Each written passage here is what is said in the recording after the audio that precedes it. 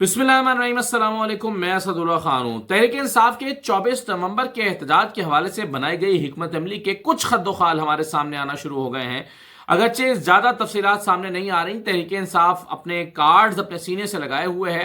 तहरीक इंसाफ की हिकमत अमली ये है कि ज़्यादा मालूमात पब्लिक न की जाएं, क्योंकि इससे हुकूमत अपनी स्ट्रैटेजी बना सकती है, काउंटर स्ट्रैटेजी बना सकती है। इसलिए अपनी हिकमत अमली को किसी हद तक तहरीक इंसाफ छुपाए हुए है, लेकिन कुछ चीज़ें सामने बहरहाल आ रही हैं। और ये भी हिकमत अमली ही का एक हिस्सा है कि ज़्यादा चीज़ें अनवेल ना की जाएं, ज़्यादा चीज़ें हुकूमत को बताई ना जाएं।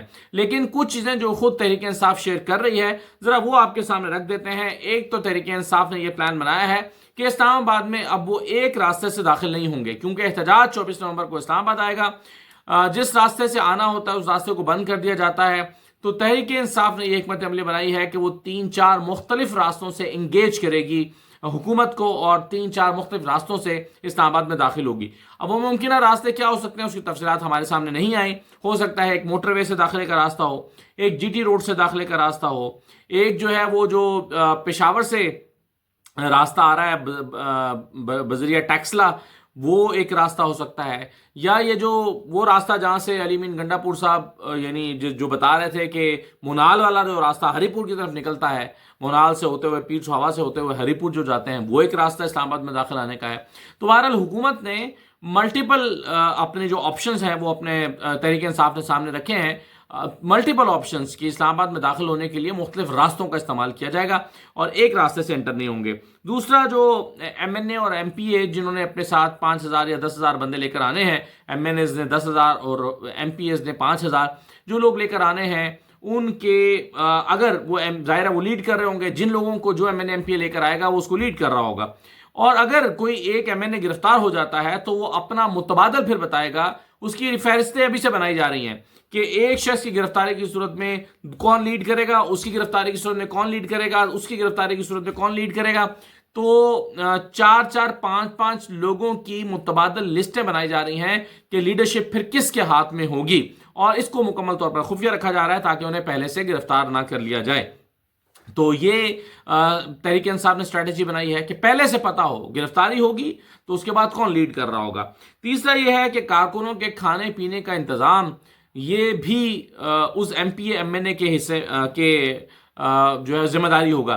यानी ज़रूरी नहीं है कि वो अपनी जेब से कर रहा हो सकता है कि वो उसके लिए पार्टी फंड इकट्ठा कर रहा हो सकता है उसके लिए अपने कारकुनों से फंड जमा कर रहा हो सकता है वो मुखैर हज़ात की मदद दे रहा हो, लेकिन बहरहाल खाने पीने का इंतज़ाम उसी शख्स की जिम्मेदारी होगा जो MNA है या MP है, जो 5,000 या 10,000 बंदों को लेकर आ रहा है। तो तहरीक इंसाफ ने एक ये भी स्ट्रैटेजी बनाते हुए यानी ताकि चीज़ों को माइक्रो मैनेज किया जा सके और कोई बदमजगी या बदनज़मी ना हो, और ऐसा ना हो कि धरने वाले दिन कोई सूरत हाल किसी को पता ही ना हो कि कौन किस चीज़ का जिम्मेदार है। कारकुनों को भी पता हो कि उनका जिम्मेदार कौन है और जिम्मेदारों को भी पता हो कि उनकी जिम्मेदारी क्या है। इसी तरह से अली मीन गंडापुर साहब ने कहा है कि इस मरतबा हुकूमत के लिए सरप्राइज देंगे। यानी इसका मतलब ये हुआ कि वो बहुत सारी चीज़ें अनवेल नहीं कर रहे हैं, बहुत सारी चीज़ें वो छुपा के रख रहे हैं, बहुत सारी चीज़ें वो बता ही नहीं रहे हैं। तो सरप्राइज हुकूमत को देना चाहते हैं। वो सरप्राइज क्या होगा, जाहिर है अगर ये पता चल गया तो फिर वो सरप्राइज का है। बहरहाल अली मीन गंडापुर साहब जो हैं इस मरतबा चूंकि पार्टी की इमरान खान की वाज़ेह हिदायत हैं कि आना है, बैठना है, धरना देना है, और तब तक बैठना है जब तक मकासद हासिल नहीं हो सकते, मुतालबात मान लिए नहीं जाते, तो तब तक बैठना है। ये जो है वो अब अली मीन गंडापुर साहब को भी इसका वाज़ेह तौर पर पता है। बुशरा बीबी का जो बयान सामने आया गया जिसमें उन्होंने कहा कि जो रुकनी असम्बली या अहदेदार 24 नवंबर को गायब रहेगा उसका पार्टी से कोई ताल्लुक नहीं है। मैं समझता हूँ कि ये बिल्कुल सही हुकूमत तहरीक इंसाफ ने बनाई है। उसकी वजह यह है कि 4 अक्टूबर और 5 अक्टूबर का जो एहतजाज था उसमें हमने देखा कि बड़े बड़े लोग गायब थे। MNAs तो चलिए ठीक है, आप कहते हैं ना कि MNAs गायब थे, उनको कह दिया गया था कि आपने छुपना है, लेकिन MPs भी गायब थे, KP के MPs भी गायब थे, वो हारे हुए जो टिकट होल्डर्स थे वो भी गायब थे। तो लीडरशिप तो सारी की सारी गायब ही थी तकरीबन। इसीलिए ये हिकमत अमली बनाई गई है कि भाई अगर फिर सिर्फ कारकुनों ने ही लड़ना है, सिर्फ कारकुनों ने ही एहतजाज करना है, तो फिर आपकी पार्टी में फिर क्या जरूरत है। फिर अगर इलेक्शन तो वही कारकुन लड़ें और जीतें जो सड़कों पर नजर आ रहे हैं, जो पार्टी की कॉल पर बाहर निकल रहे हैं।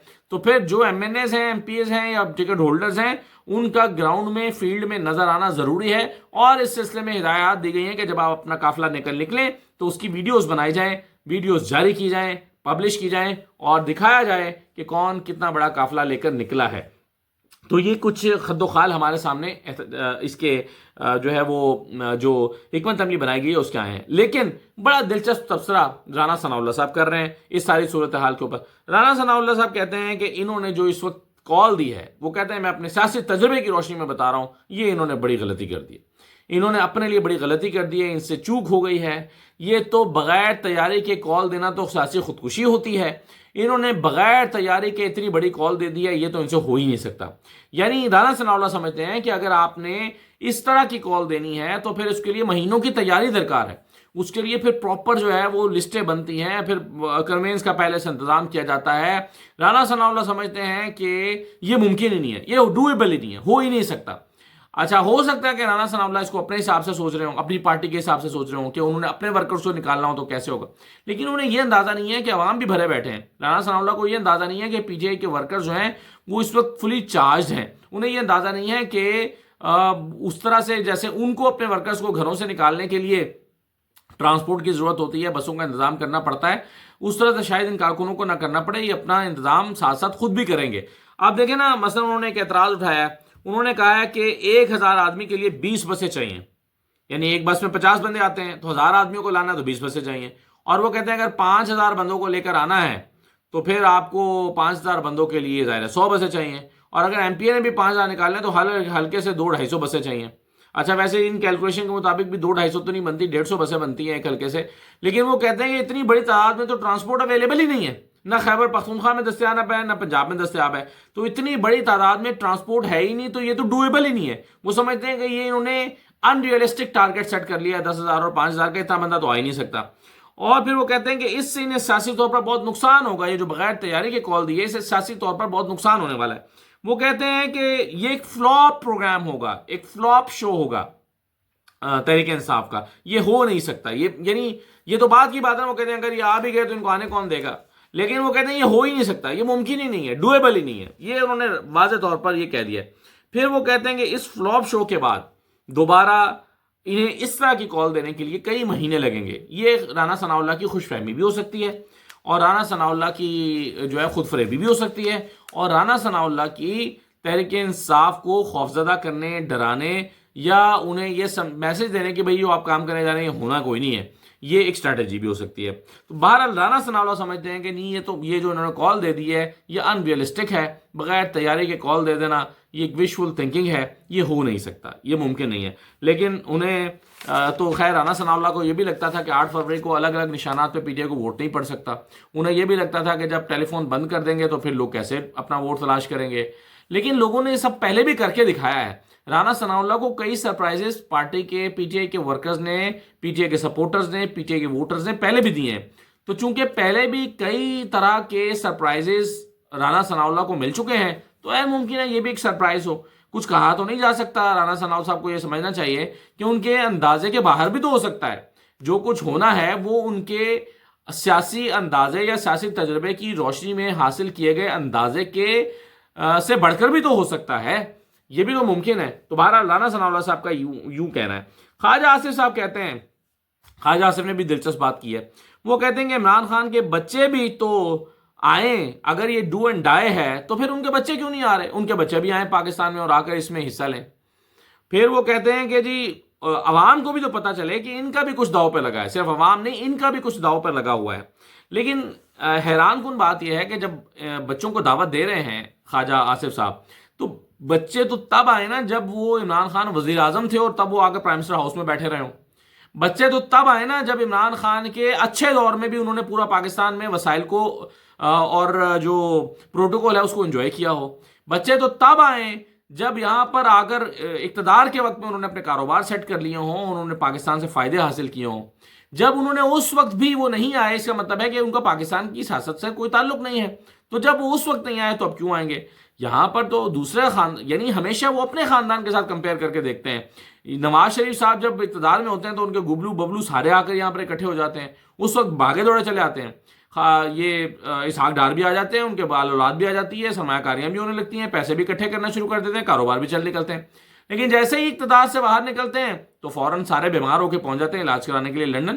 5 سال علاج کرایا نا اسحاق ڈار نے, 5 سال کے بعد جب آئے علاج کرانے کے بعد، تو آتے ہی انہوں نے فوراً ساری اپنی تنخواہیں سینٹ کی جتنی جمع تھیں وہ ساری حاصل کر لی، تنخواہیں بھی نہیں چھوڑیں. انہوں نے کہا کہ جی میری تنخواہیں بنتی ہیں.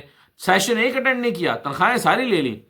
تو یہ ان کا حال ہے کہ 2 لاکھ روپے ماہانہ تنخواہ بھی نہیں چھوڑتے، اور یہاں جو ہے وہ دوسروں کو للکارتے پھرتے ہیں. تو خواجہ آصف صاحب کا یہ کمپیریزن ہی درست نہیں ہے، یا ان کا یہ مطالبہ ہی درست نہیں ہے کہ عمران خان کے بچے آ کر احتجاج میں حصہ لیں، کیونکہ ان کا وہ پاکستان کی پالیٹکس کے ساتھ انہوں نے کبھی بھی رابطہ تعلق واسطہ نہیں رکھا. عمران خان کے اچھے دنوں میں بھی نہیں رکھا، عمران خان کے اقتدار کے دنوں میں بھی نہیں رکھا. جب اس وقت انہوں نے تمام پروٹوکول اور فائدے انجوائے نہیں کیے تو ظاہر ہے پھر آج ان سے مطالبہ کرنا ہی غلط ہے. اچھا، سہیل بڑائی صاحب نے ایک بڑا دلچسپ انکشاف کیا ہے. دیکھیے، آپ کو معلوم ہے کئی دن سے یہ چل رہا ہے کہ جی عمران خان ڈیل مانگتے ہیں، لیکن ان کو ڈیل دینے کو کوئی تیار نہیں ہے. برطانوی اخبار میں بھی خبر لگوائی گئی کہ عمران خان نے ڈیل کے لیے پیغام بھیجا ہے، لیکن جواب میں آگے سے خاموشی ہے. یعنی وہ عمران خان تو ڈیل میں انٹرسٹڈ ہیں اور اسٹیبلشمنٹ ڈیل میں انٹرسٹڈ نہیں ہے، یہ کہا گیا. لیکن جو بات سہیل بڑائی صاحب کہہ رہے ہیں ذرا وہ بھی حیران کن ہے، اور وہ سہیل بڑائی صاحب تو انکشاف کر رہے ہیں کہ عمران خان کو ڈیل آفر کی جا چکی ہے اور عمران خان اس کو ریفیوز کر چکے ہیں، اور وہ ڈیل بھی بڑی اچھی شاندار ڈیل تھی. ذرا سنیے سہیل بڑائی صاحب کیا کہہ رہے ہیں. شروع میں جب یہ پی ٹی آئی جیت گئی تھی، پارلیمنٹ بن گئی تھی، تو جو ہماری مقتدرہ ہے وہ اس بات پر تیار ہو گئی تھی کہ خان صاحب کو بنی گالا ٹرانسفر کیا جائے اور ایک دھاندلی کا کمیشن بنایا جائے. لیکن ظاہر ہے اس کے جواب میں خان صاحب کو اس سسٹم کے ساتھ چلنا تھا. خان صاحب نے اس کو مکمل طور پر مسترد کر دیا. اب یہ دیکھیں کیا کہہ رہے ہیں وہ.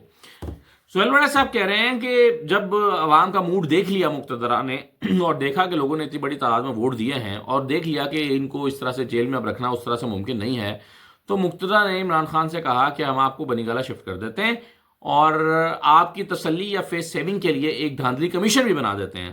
یعنی کہنے کا مطلب تھا کمیشن بن جائے گا، بس چلتا رہے گا، لیکن آپ کو جو ہے وہ پھر ہماری کچھ ٹرمز کے اوپر آپ کو بنی گالا شفٹ کر دیتے ہیں. یعنی ڈیل آفر کی گئی. عمران خان، اب یہ سہیل بڑائی کے الفاظ ہیں، وہ کہتے ہیں کہ مگر اس صورت میں عمران خان کو سسٹم کے ساتھ چلنا پڑتا، کمپرومائز کرنا پڑتا. عمران خان کو یہ کرنا پڑتا کہ ہم ٹھیک ہے بس دھاندلی کمیشن بن جائے، ہم کہیں گے جی کمیشن بنایا ہے جی، اور پھر انتظار کریں اپنی باری کا. یہی کہا جاتا تھا نا کہ آپ دیکھیں اب آپ جو ہونا تھا ہو گیا، اب آپ اپنی باری کا انتظار کریں، اچھے بچے بن کے دکھائیں، اچھے بچے بنیں گے تو دوبارہ بھی موقع مل سکتا ہے. عمران خان نے یہ سارا کچھ کرنے سے انکار کر دیا اور عمران خان نے اس ڈیل کو ٹھکرا دیا.